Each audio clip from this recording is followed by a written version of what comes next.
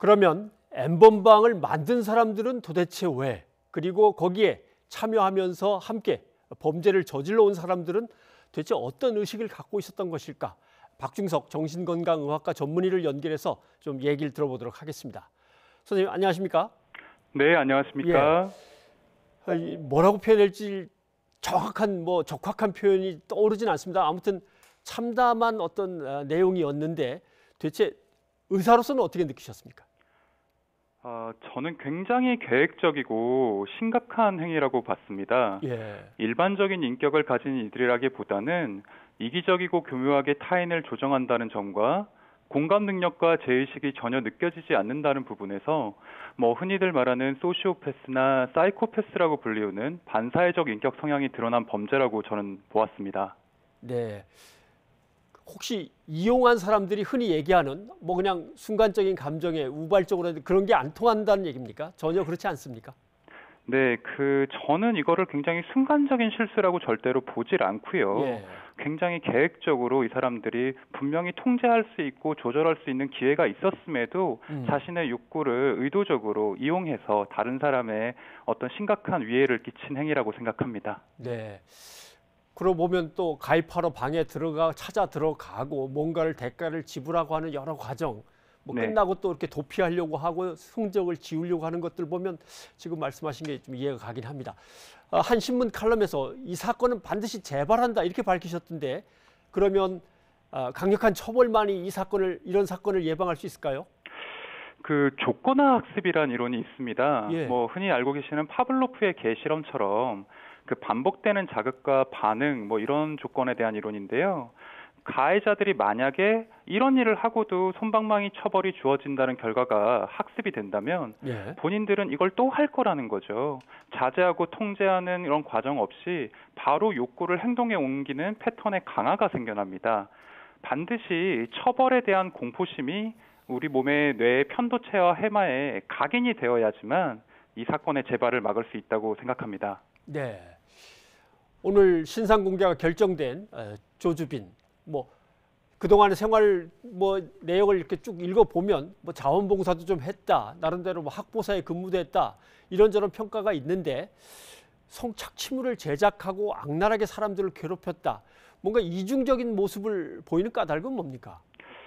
저는 이것을 무의식적 본능과 공격성을 감추기 위해서 아마 이 사람이 감염자를 의식적으로 만들어낸 것이 아닌가 하고 생각합니다.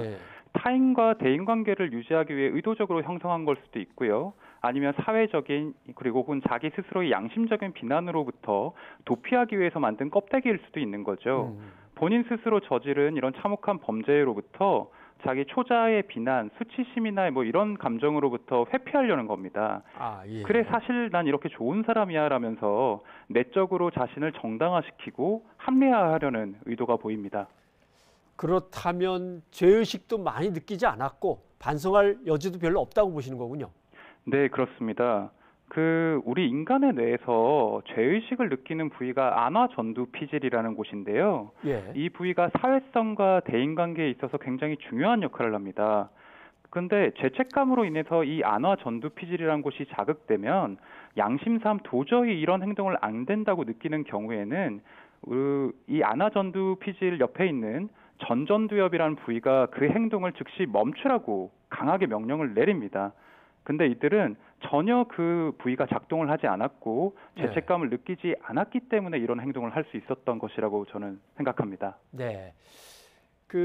N번방에 가입한 회원들 중에 10대와 20대가 많다고 이제 알려졌기 때문에 이런 얘기가 나왔습니다. 우리 사회가 제대로 교육하지 못했고 훈육하지 못했기 때문에 호기심 때문에 벌어진 일이 아닌가. 젊은 이용자들은 어떻게 생각하십니까? 사실 정상적인 사고를 가진 사람이라면 그 방에 처음 들어간 순간 호기심을 느낄 게 아니라 바로 경찰에 신고를 했었어야 됩니다. 근데 불행히도 이 사람들에게 그러한 윤리의식이나 판단력을 가르쳐줄 환경이 부족했던 거라고 저는 생각을 합니다. 이거는 단순히 한 가해자들의 부모가 잘못한 게 아니라 남성에게 지나친 관대한 성문화나 왜곡된 성의식 그리고 성범죄에 대해서 이때까지 사회적으로 지나치게 너무 가볍게 처벌을 했기 때문에 이런 것들이 모두 맞물려서 생긴 불행한 사건이라고 생각을 하고요. 한 가정이 아니라 사회 전체가 통렬히 반성해야 될 부분 같습니다. 네. 가해자들의 의식 상태에 대해서 좀 여쭤봤는데 이제 좀 피해자 쪽으로 얘기를 좀 돌려봐야 될 것 같습니다. 네네. 흔히 큰 사건을 겪으면 트라우마가 생긴다고 이제 얘기를 합니다만은 이렇게 좀 흉폭한 범죄의 피해자로 계속 질질 끌려다녔다면 이것은 그냥 일반적인 사건에서 겪는 트라우마와는 좀 다를까요? 비교할 수 없을 만큼 심각한 수준의 우울증이나 외상 후 예. 스트레스 장애를 겪어댑니다.